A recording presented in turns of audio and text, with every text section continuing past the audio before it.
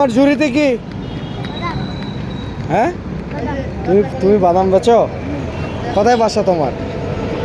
হ্যাঁ, তুমি স্কুলে যাও না?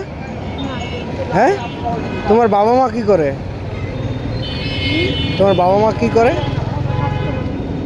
তুমি স্কুলে যাও না কেন? বাদাম বেচো? তোমরা ভাই বোন কতজন? হ্যাঁ, আপনারা এতক্ষণ একটা ভিডিও দেখছিলেন। বেশিক্ষণ কথা বলার সময় হয়নি। বাচ্চাটা আমার থেকে চলে গিয়েছে। হয়তোবা লজ্জা পাচ্ছিল কিংবা ভয়ে। এতটুকু একটা বাচ্চাকে বাদাম বিক্রি করতে পাঠানো, জানি না কি সমস্যা আছে ফ্যামিলিটার। আমি এই ফ্যামিলিটা পর্যন্ত রিচ করতে পারলে হয়তোবা ভালো হবে কিংবা ভালো হয়। তারপরেও আমি যেহেতু স্ক্র্যাচ করে দিয়েছি মুখটা, হয়তোবা চিনে থাকবেন।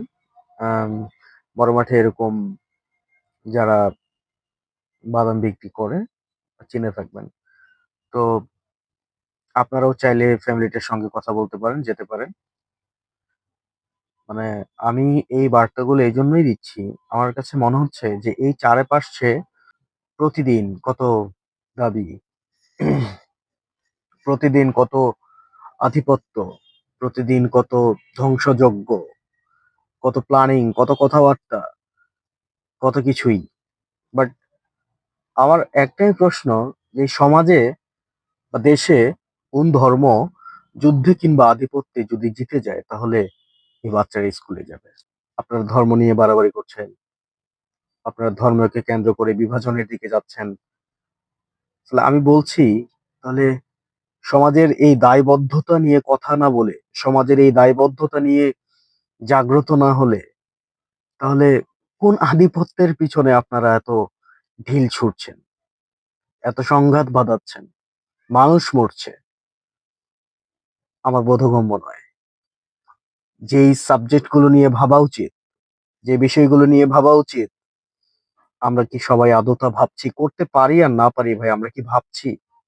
আমরা কি ভাবছি যে এই বয়সী বাচ্চাটা বাদাম বিক্রি করলে এই একটা প্রজন্মের সংখ্যা কি পরিমাণ ক্ষতিগ্রস্ত হতে পারে? আমরা কি ভাবছি তাকে স্কুলে পাঠানো যাবে? এরকম প্ল্যাটফর্ম কি আছে ভাবার?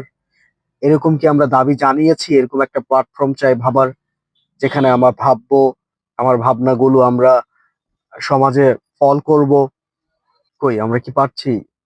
তাহলে যে বিষয়গুলো নিয়ে আন্দোলন করা উচিত, দাবি জানানো উচিত, ভাবা উচিত, দেখা উচিত, সেগুলো আমরা কিন্তু দেখছি না। শোনেন, একটা কথা বলি, আমি যেটা মনে করি যে যারা আধিপত্যকে, ক্ষমতাকে পেতে চায়, ধরে রাখতে চায়, ওই মানুষগুলো যদি আমার কাছে কোনো বাণী নিয়ে আসে, তাহলে সেটা তার আধিপত্য টিকায় রাখারই বাণী নিয়ে আসছে। যারা আধিপত্যের জন্য লড়ছে, মরছে, শুধুমাত্র আধিপত্যকে বিস্তার করার জন্য, আমার মনে হয় না ওরা আমার বন্ধু। এই বাচ্চাটার কাছে, এই বাচ্চাটার পরিবারের কাছে কোনো না কোনোদিন পৌঁছাবে। এই বাচ্চাটা না হোক, এমন অসংখ্য বাচ্চা আছে, শিশু আছে, এবং আমি জানি, আমি বিশ্বাস করি যে অসংখ্য মানুষও আছে এই বাচ্চাগুলো নিয়ে কাজ করে। অহরহ দেখতে চাই এই বাচ্চাগুলোকে স্কুলে পাঠানোর ব্যবস্থা করা হচ্ছে, এই বাচ্চাগুলো নিয়ে ভাবা হচ্ছে। এই সুখের চিত্রগুলো ছবি তুলতে চাই, ভিডিও করতে চাই। ভালো থাকবেন।